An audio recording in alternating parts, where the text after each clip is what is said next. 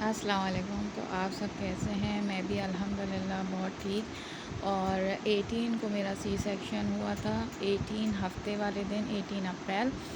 और उसके बाद हफ्ते वाले दिन तो मंडे को तो ये लोग चले गए थे स्कूल नानी के यहाँ से।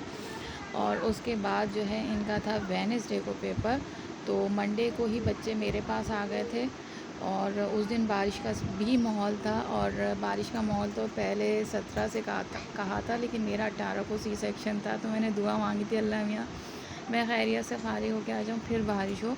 तो ये वेडनेसडे वाला दिन है, और बच्चों को जो है स्कूल छोड़ के आ रहे थे हस्बैंड। और जैसे ही मतलब स्कूल का टाइम स्टार्ट हुआ इनके निकलने का, तो फ़ौरन ही बारिश स्टार्ट हो गई। और उसके बाद ये हस्बैंड जो है छोड़ के आए, क्योंकि इन्होंने 7 डेज़ लीव ली हुई थी 1 वीक की। तो 4 दिन तो हमारे हॉस्पिटल में गुजर गए, 3 दिन घर पे आने के बाद जो मतलब मेरे आराम के दिन थे, क्योंकि हस्बैंड सारा टेक केयर कर रहे थे। और उसके बाद जो है रिकवरी पीरियड इसलिए फ़ास्ट होना ही था। और मुझे जो है बहुत जल्दी खड़ा होना ही था, काम करना ही था, क्योंकि करने वाला कोई भी नहीं है।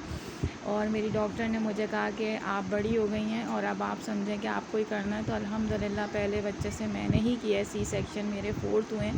तो हर बच्चे के टाइम पे, पहले बच्चे के टाइम पे मैं ससुराल में थी, तो ससुराल वालों की भी खिदमत की, घर की भी की, बच्चे को भी देखा पहले सी सेक्शन के बाद। और उसके बाद तो जैसे आदत ही हो गई कि मुझे ख़ुद ही संभालना है, बच्चे को भी, घर को भी, और सब काम। तो जब आप ये चीज़ एक्सेप्ट कर लेते हैं ना कि आपको ख़ुद ही करनी है और आपका कोई करने वाला नहीं है, तो आपका रिकवरी पीरियड बहुत जल्दी फ़ास्ट होता है। अगर आप ख़ुद को छोटा समझते रहो कि नहीं ये तो तकलीफ़ है और ये वो है, तो फिर नहीं रिकवरी पीरियड होता। ये सहरी का टाइम है, छुट्टी का दिन था बच्चों के पेपर के गैप का, तो हस्बैंड सहरी बना रहे थे। हस्बैंड ने बच्चों को भी उठा दिया था ताकि सब सहरी साथ कर लें। और बेटा मेरा माशाल्लाह रोज़े रखता है, और ये भी उठ गई थी मेरी बेटी प्यारी सी। और इनको भी सहरी करानी पड़ी, क्योंकि सुबह सहरी कर लो ना, क्योंकि गैस ने भी ज़िंदगी बहुत मुश्किल बनाई हुई है, कोई टाइम रूटीन नहीं है, कब जा रही कब आ रही है।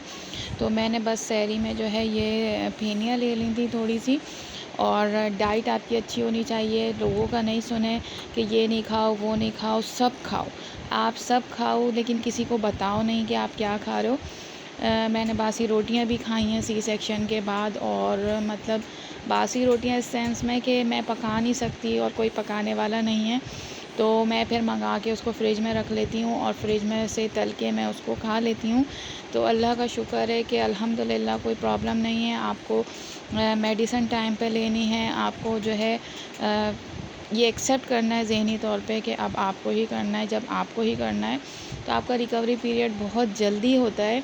तो मैंने बच्चों को भी इसी तरह से रोटियां फ्रिज में से गर्म करके दी हैं, और मेरे बच्चे हस्बैंड माशाल्लाह बहुत कोऑपरेटिव हैं। और कोऑपरेट करना भी पड़ेगा उनको, क्योंकि ज़ाहिर सी बात है नखरे इस दफ़ा तो नखरे नहीं चल सकते, और चले तो किस दफ़ा भी नहीं है नखरे। तो अपना काम ख़ुद करना पड़ता है। सी सेक्शन के बाद लड़कियां जो है ना, औरतें लेडीज़ जो भी हैं वो लेटी रहती हैं। तो भाई अपना काम थोड़ा सा ख़ुद करें तो रिकवरी पीरियड सही होगा। तकलीफ़ होगी, ज़ाहिर सी बात है, पूरा कटा है, लेयर्स कटी हैं, टाँके लगे हैं, तो फिर उसमें तो टाइम लगेगा ना।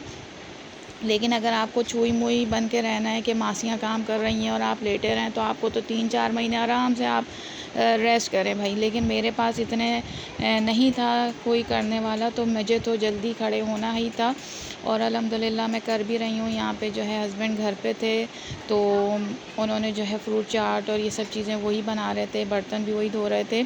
तो मैंने कहा ज़रा सा मैं आलू की फुल्कियाँ बना लूँ, और ये बहुत क्रिस्पी बनती हैं, और इसकी रेसिपी मैं बहुत जल्दी दूँगी। तो माशाल्लाह अल्हम्दुलिल्लाह निमट गए 7 डेज़, जो 4 हमारे हॉस्पिटल में गुज़रे, 3 हमारे घर में हस्बैंड के साथ, और उसके बाद जो है सारे काम।